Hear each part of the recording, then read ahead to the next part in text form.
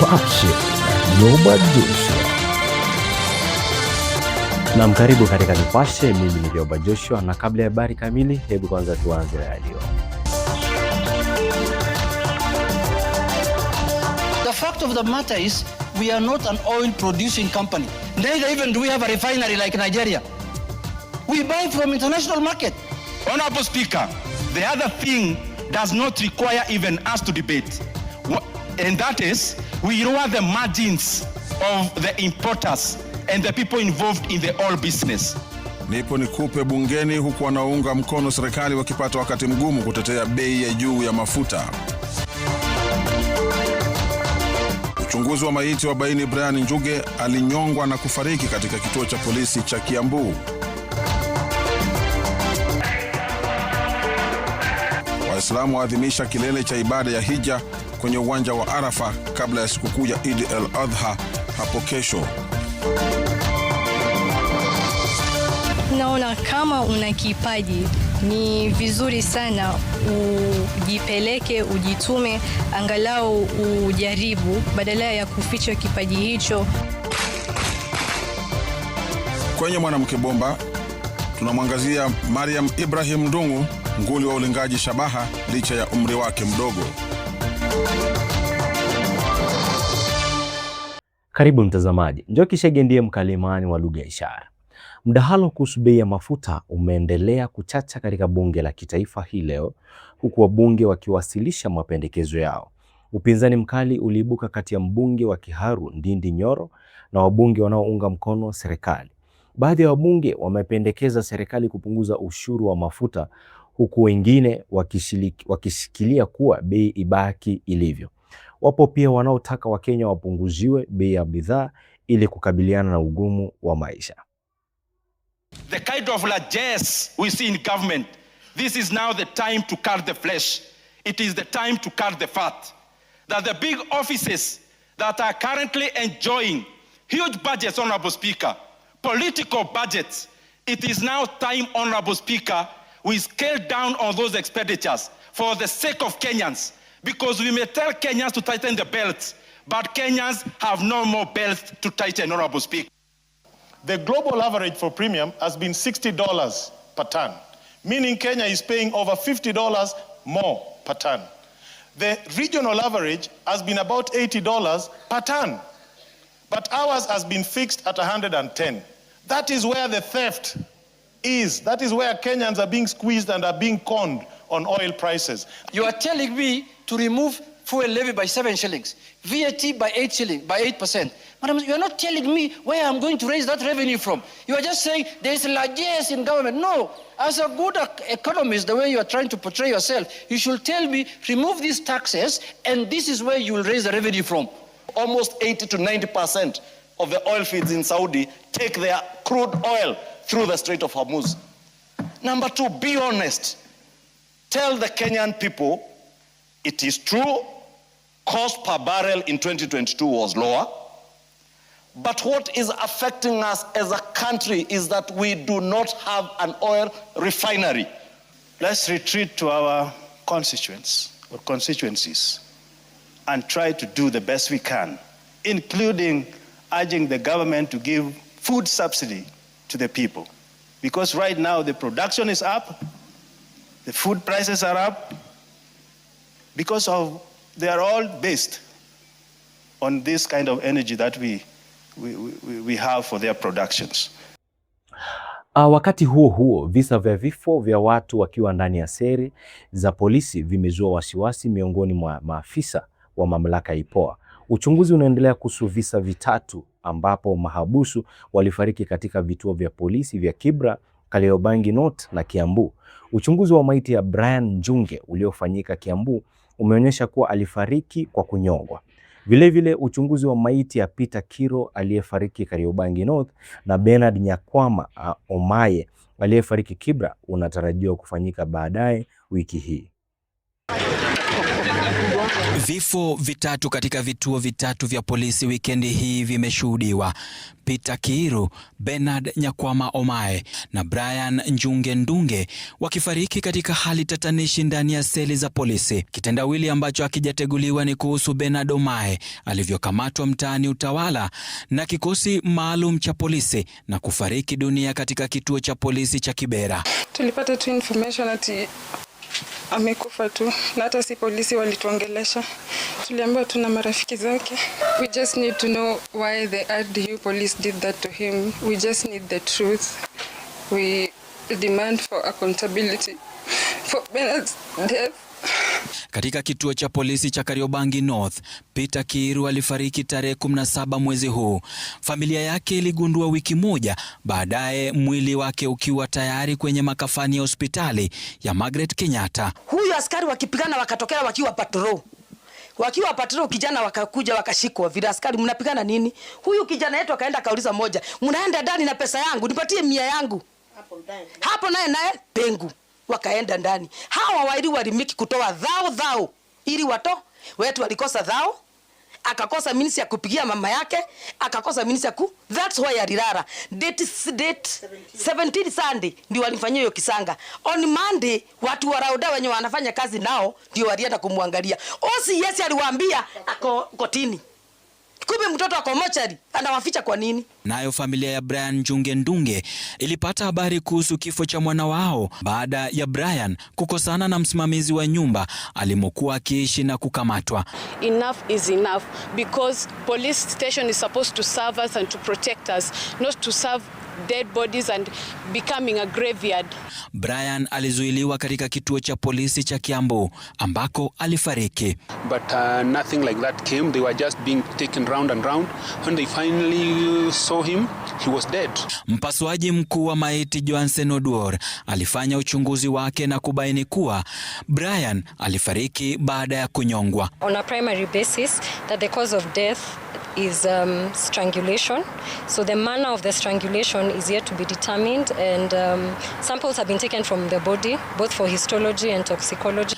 Upasuaji wa miili ya Peter Kiiru na Bernard Omae unatarajiwa kufanyika wiki hii. Vifo vya mara kwa mara katika seli vinaibua maswali chungu nzima ya wale waliokamatwa na kuzuiliwa katika seli hizi nchini Kenya. Ode Francis, runinga ya Citizen, katika makafani ya chuo kikuu cha Kenyatta, kaunti ya Kiambu.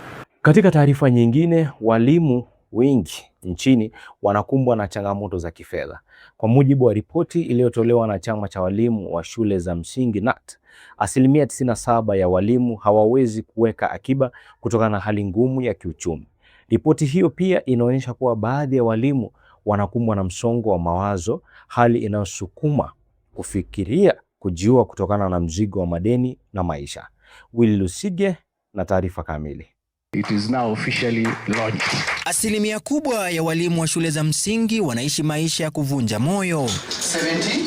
Ripoti ya utafiti wa KNUT inaonyesha kuwa asilimia 97 ya walimu wanaishi na mishahara ya chini, wengi wakitumia mishahara yao punde tu baada ya kulipwa kukidhi mahitaji ya msingi na kulipa madeni. Asilimia 92 hawana uwezo wa kukabili majanga ya hafla ya kifedha, wakati asilimia 88 wanakabiliwa na changamoto za kulipa madeni na gharama za maisha ya kila siku. Hali inaonyesha msukumo mkubwa wa kifedha kwa walimu wa shule za msingi. 97% of teachers have no money left over at the end of the month, and they are living from payslip to payslip.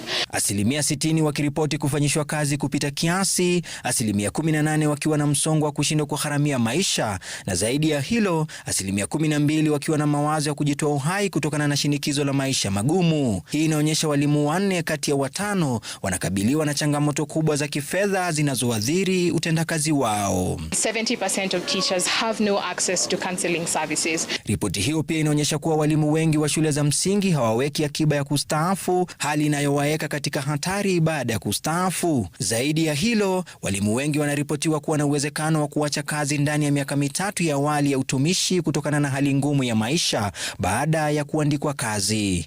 And so we sought out to be able to be the solution to this problem by first availing unveiling the data and then proposing the appropriate solutions to the various stakeholders that are there. Knati inasema sasa walimu wamebaki njia panda hata kuendelea na kazi yao, ikitahadharisha kuwa hatua ya haraka isipochukuliwa, ubora wa elimu ya shule za msingi unaweza kuathirika zaidi. Waziri wa elimu Julius Migoso Gamba akiahidi hatua ya serikali. Study the recommendations that have been made and work towards coming up with policy interventions to support our teachers going forward. Huku ripoti ikionyesha kwamba walimu sasa wamezama kwenye dimbwi la madeni, Wizara ya Elimu inasema mgala muue lakini haki yake umpe, ya kwamba inahitaji muda ili kuweza kupata suluhu la kudumu. Willy Lusige, Runinga ya Citizen, Nairobi. Nacho chama cha wafanyabiashara cha viwanda nchini kimesema kuwa kupitishwa kwa mswada wa fedha wa mwaka 2026 kama ulivyo kutaongeza gharama ya kufanya biashara nchini. Aidha, muungano wa wafanyakazi KOTU umewasilisha maoni yake mbele ya kamati ya bunge kuhusu fedha, ukipinga baadhi ya vipengele vya mswada huo, hasa vinavyohusu ongezeko la ushuru. By imposing on an additional excise on domestically produced plastics, you would be essentially double taxing the plastics, because we are already paying into the system. There is an EPR fee that we are mandated to pay in order to fund the collections and recycling of post-consumer waste. Members of the public to be responsible in how they throw them, but nowadays you find on the roadside people collect them because they know there is value and there is a lot of income coming from aggregators paying the waste pickers, recyclers paying the aggregators, and ultimately what we pay for the aggregators to be incentivized to pay more the waste pickers. That transaction fee that is charged on the merchant, say 2% of whatever value that the card holder is purchasing, majority of it, and I think Zach will provide the statistics, majority of it is already taxed in Kenya, both in the acquiring bank's hands and in the issuing bank's hands, through interchange fees and merchant fees. And so the proposal, in addition to introducing its own practical implementation challenges and legal questions, doesn't necessarily translate to an increase in revenue collection. And so we really have to ask ourselves, and then what are we trying to accomplish beyond revenue collection? Because we remember we need to make tax compliance and administration. Or they'll stop accepting card payments. What that does is it reduces digital payment adoption in Kenya. And we've done a fantastic job so far in terms of digital payment adoption. So what that tax is, it just gives the merchant the choice to either get rid of the cost or go to other forms, or encourage people to just go to the cash economy. Tume Huru ya Uchaguzi na Mipaka IEBC imepuuza madai ya wizi wa kura katika uchaguzi mkuu ujao. Mwenyekiti wa tume hiyo amesema matamshi hayo yanahujumu jukumu za kuandaa uchaguzi huru na wa haki. Sisi hapa Kenya tutashinda na 100%. Tume ya IEBC imekerwa na matamshi kutoka kwa baadhi ya viongozi ambao wanadai kuwa uchaguzi mkuu ujao hautakuwa wa huru na haki. Wikendi iliyopita, naibu gavana wa kaunti ya Kakamega Ayub Savula alizua mdahalo na matamshi yake kuwa uchaguzi mkuu ujao utakarabatiwa kinyume na sheria na haki ya Wakenya. Mama Suluhu, naangalia intelligence ya William Samoei Ruto. Gani intelligence iko juu? Sasa Mama Suluhu akishinda na 97%, sisi hapa Kenya tutashinda na 100%. Na hiyo itawezekana. Matamshi haya yamezua mjadala katika sekta mbalimbali, huku naibu rais Profesa Kithure Kindiki akizungumza katika kaunti ya Kwale leo, akipuuza madai hayo na kuwataka viongozi wawajibike na matamshi yao. It is the people of Kenya who decide who their leaders are. The Independent Electoral and Boundaries Commission is an independent commission to ensure that the will of the people prevails. Mwenyekiti wa IEBC Erastus Ethekon amesema kuwa matamshi haya yamezua wasiwasi mkubwa, yana hatari ya kupotosha maoni ya umma kuhusu uwazi wa maandalizi ya uchaguzi mkuu ujao. IEBC inachukulia matamshi kama haya kuwa yasiyokubalika na yasiyo na msingi wowote. IEBC katika taarifa yake pia inasema kuwa matamshi hayo yanalenga kuzua hofu, kupotosha umma umma na kuondoa imani katika uadilifu wa mfumo wa uchaguzi nchini. IEBC inawataka Wakenya wote kupuuza matamshi hayo. Isitoshe, IEBC imesisitiza kuwa swala la wasiwasi hasa kwa madai kuwa IEBC ni dhaifu au inaweza kuingiliwa na idara au watu wengine. Madai kama hayo kulingana na IEBC siyo tu ya uongo na ya kupotosha, bali pia ni dharau kubwa kwa taasisi hiyo. IEBC inasema itashirikisha mamlaka husika kwa hatua zinazofaa kuchukuliwa kwa viongozi hao. IEBC vilevile imewataka wanasiasa wakome kuwadanganya Wakenya kwamba uchaguzi utaibiwa na badala yake waanze kukumbatia hatua zilizowekwa kuhusu maandalizi ya IEBC kuandaa na kuendesha uchaguzi mkuu wa 2027 ulio huru na haki. Stephen Leto, runinga ya Citizen.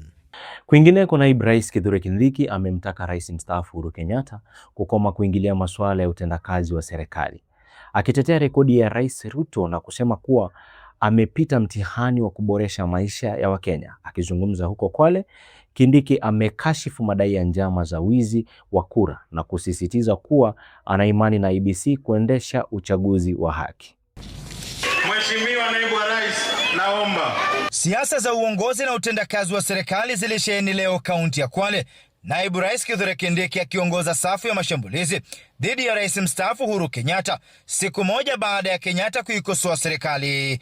Kindiki sasa anamtaka rais mstaafu kukomesha mashambulizi yake na kuwauliza viongozi wa upinzani kuonyesha walichofanya walipokuwa serikalini. Muwaambie mambo matatu. Kwanza, muwaambie wawaeleze kabla kuongea siasa yao. Wawaeleze siku ile walikuwa wakubwa serikalini walifanyia nini wananchi wa hapa Msambweni na Kwale. Si namna hiyo? Wakimaliza kueleza yale walifanya, muwaulize na mkipewa nafasi nyingine mtafanya nini huko mbele. Watoe sera yao. Yeye anasema kwamba bei ya maisha imepanda, lakini tunataka kumweleza Mheshimiwa Uhuru Kenyatta, uliacha mbolea ikiwa 7,500, William Ruto ameiteremsha mpaka 2,500. Kupitia kwa hiyo mbolea, bei ya unga imetoka kutoka shilingi 250 mpaka leo ni shilingi 130, 140. Hapa umekuja Mwendimu kuwaletea watu wa Mwendimu faida, si maneno tu, faida. Akizungumza katika kijiji cha Mwandimu alipozindua mradi wa usambazaji nguvu za umeme, Kindiki alisema kuwa serikali ya Rais Ruto imepita mtihani wa kuboresha maisha ya Wakenya na kueleza imani yake kuwa Rais Ruto atawabwaga wapinzani katika uchaguzi mkuu ujao. Aidha, alirejelea semi kuhusu njama ya wizi wa kura, akisema ana imani kuwa tume ya IEBC itatekeleza wajibu wake kwa haki na uwazi. Wakati bado haujafika. Na next year hakuna mambo mengi, hakuna story mingi, ni mtu na kazi yake. Ati sijui kuna kura itaibiwa. Hakuna kura itaibiwa katika nchi ya Kenya, kwa sababu it is the people of Kenya who decide who their leaders are. The Independent Electoral and Boundaries Commission is an independent commission to ensure that the will of the people prevails. Ikiwa imesalia miezi 14 kabla ya uchaguzi, Kindiki amesema kuwa serikali inalenga kukamilisha miradi ambayo waliahidi mwaka 2022, akisuta upinzani kwa kueneza siasa potofu. Francis Mtulaki, runinga ya Citizen. Naye aliyekuwa naibu rais Rigathi Gachagua amemtetea rais mstaafu Uhuru Kenyatta, akisema kuwa kustaafu kwake hakumaanishi hawezi kuzungumzia masuala ya kitaifa. Akizungumza katika kaunti ya Nakuru wakati wa ibada ya wafu, Gachagua aliwataka viongozi wa UDA kuacha kumshambulia Kenyatta. Pia aliwakosoa wanasiasa wanaoendeleza siasa za chuki na ukabila, akisema matamshi yao yanahatarisha usalama wa nchi. Gachagua leo alianzia alikoachia rais mstaafu Uhuru Kenyatta siku ya Jumatatu, akiwaelekezea makombora viongozi wa Kenya Kwanza anaosema wanarindima ngoma za vita. Kinara huyu wa DCP aliyehudhuria ibada ya kumpa mkono wa buriani mchungaji Catherine Macharia, ambaye alikuwa mke wa askofu Dr. David Macharia, kiongozi mkuu wa makanisa ya Full Gospel nchini, akiwataka wanasiasa kumkoma rais mstaafu Kenyatta na kusema ana uhuru wa kuzungumza. Wachana na Rais Uhuru Kenyatta. Rais Uhuru Kenyatta alistaafu, ako kwake Shaweli na kula mali yake na wajukuu. Huwezi kuwa ukipata shida kila siku unasema ni Uhuru Kenyatta. Sasa Uhuru Kenyatta na ako kwake utamuingilia na jia gani? Sasa Uhuru Kenyatta ndiye amefanya SHA isifanye kazi? Ni yeye. SHA inafanya kazi? Si Uhuru Kenyatta. Uhuru Kenyatta ndiye aliua Gen Z. Gachagua aliyezungumza huko Nakuru akiwataka viongozi wa serikali kutomlaumu Kenyatta baada ya kushindwa na kazi. Don't blame Uhuru Kenyatta for your failure. Alipatia nyinyi serikali muendeshe. Alafu mtapatana na raia huko mbele kwa debe. But for now, leave Uhuru Kenyatta to be. He is retired, but that does not mean he is tired. Kinara huyu wa DCP akiwaonya wanasiasa dhidi ya ndimi za moto kabla uchaguzi ujao. We don't want to see what happened here in Nakuru and Rift Valley ever happen again in this country. Na sisi tunaomba wale viongozi wanatembea na rais huko Mombasa to stop drums of war. Naibu rais huyo wa zamani akipuuzilia mbali madai ya wizi wa kura ambaye ameibuliwa na baadhi ya wabunge wa Kenya Kwanza. Sasa mtaiba kura ya Wakenya tukiwa wapi? Ati Tanzania na Uganda ilifanyika. Hii Kenya hapana Tanzania. Hii hapana Uganda. Hapa hakuna mtu anaweza tawala miaka 40, Wakenya hawezi kubali. It's not possible. Mchungaji Catherine anatarajiwa kuzikwa huko Sugonoi, Nakuru Jumatano. Emmanuel Tor, runinga ya Citizen. Na hapo ndipo tunafunga taarifa ya habari ya leo. Asante kwa kutazama. Mimi ni Rioba Joshua. Endelea kufuatilia Nipashe kwa habari zaidi. Kwa heri.